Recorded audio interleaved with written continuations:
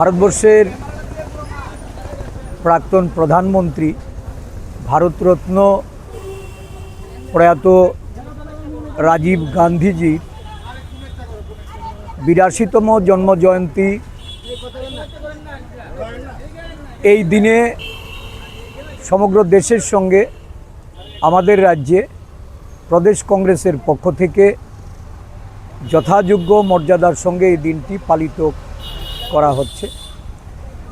প্রথমেই আমরা পতাকা উত্তোলন এবং রাজীব গান্ধীর মর্মর মূর্তিতে শ্রদ্ধার সঙ্গে আমরা মাল্যদান করে ওনার দেশবাসীর প্রতি যে স্মরণীয় ভূমিকা ওনার প্রধানমন্ত্রিত্বকালীন এবং